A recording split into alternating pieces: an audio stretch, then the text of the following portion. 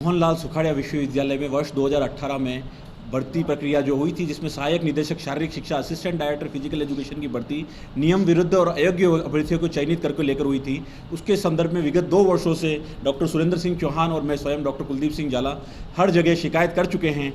लोकायुक्त में हो, चाहे राजस्थान सरकार को हो, चाहे प्रधानमंत्री कार्यालय को हो, हर जगह शिकायत के बाद ये जो पत्र यहाँ लौट के आते थे वो दबा दिए जाते थे। लेकिन माननीय कुलपति प्रोफेसर अमेरिका सिंह जी के कुलपति बनने के बाद जब हमने इस बात उनके समक्ष रखी, तो सबसे पहले तो हम उनका आभार व्यक्त करना चाहूँगे। उन्होंने तुरंत हमारी बात को समझा और उन्होंने एक जांच कमेटी का गठन किया उच्च स्तरीय, जिसके समक्ष हम अपनी बात रखेंगे और वो कमेटी निर्णय करेगी कि जो 2018 की भर्ती प्रक्रिया हुई थी वह नियम सम्मत है या नियम के विरुद्ध है।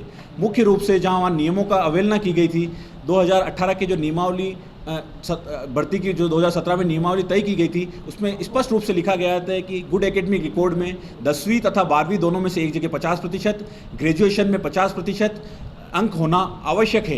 लेकिन जो चयनित दोनों अभ्यर्थी हुए हैं, डॉक्टर भीमराज पटेल और हेमराज चौधरी, दोनों के ही 10वीं 12वीं और ग्रेजुएशन में कहीं पे भी 50% अंक नहीं है। नियम विरुद्ध तरीके से टेबल एजेंडे के रूप में तत्कालीन चेयरमैन स्पोर्ट्स बोर्ड के माध्यम से एक प्रस्ताव लाया गया था कि गुड एकेडमिक रिकॉर्ड को फिजिकल एजुकेशन में कम किया जाए, जो नियम सम्मत नहीं था। और लेकिन एकेडमिक काउंसिल का धन्यवाद देना चाहते हैं कि उन्होंने ये नियम पारित नहीं किया गया, उनके द्वारा नहीं किया गया था। उसके बावजूद षड्यंत्रपूर्वक तरीके से जो वेबसाइट पर अपलोड किया गया था एकेडमिक रिकॉर्ड, उसमें जहाँ फिजिकल एजुकेशन का सब्जेक्ट था वहाँ उसमें काट छाट करके उन्होंने 2nd डिवीजन लिख दिया था। उसके बावजूद भी वो दोनों लोग एलिजिबल नहीं थे।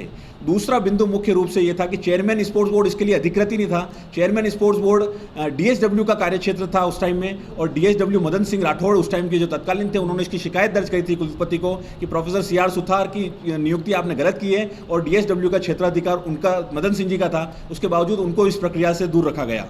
तीसरा मुख्य बिंदु ओबीसी कैटेगरी को लेकर है कि कोई भी सामान्य वर्ग के पद अगर एडवर्टाइजमेंट होते हैं तो उस पर ओबीसी कैटेगरी के व्यक्ति वही एलिजिबल माने जाते हैं जिन्होंने पूर्व में ओबीसी कैटेगरी का उच्च शिक्षा, पीएचडी और नेट के दौरान फ़ायदा नहीं लिया हो। लेकिन दोनों ही कैंडिडेट ने पीएचडी का फ़ायदा, एक ने पीएचडी के दौरान हेमराज चौधरी का जो आरटीआई में कागज प्राप्त हुआ है, और दूसरा भीमराज पटेल, चूँकि 12वीं में इनके 45% थे तो इन्होंने आर्ट्स कॉलेज से जनरल कैटेगरी में इनका एडमिशन संभव नहीं था, ओबीसी का लिया। वहीं इनके बीए में 48% थे तो इन्होंने बीपीएड के दौरान ओबीसी कैटेगरी में लिया। तो दोनों ही ओबीसी कैटेगरी का फ़ायदा ले चुके थे, तो ये जनरल कैटेगरी के लिए एलिजिबल नहीं थे। उसके बावजूद इनको एलिजिबल बनाया गया। लोकायुक्त में परिवाद दर्ज हैं। तत्कालीन कुलपति प्रोफेसर जेपी शर्मा, तत्कालीन रजिस्ट्रार हिम्मत सिंह पाटी सहित अन्य लोगों के खिलाफ जो स्क्रीनिंग कमेटी थी, तो हम ये कुलपति से और जो कमेटी है तय की, उनसे ये मांग करते हैं कि जो भी निष्पक्ष जांच करें, नियम सम्मत जांच करें, और जो भी जिन लोगों का अधिकार हक मारा गया नेक्स्ट 2 कैंडिडेट जो इनकी वजह से, उनको इनका चांस दिया जाए,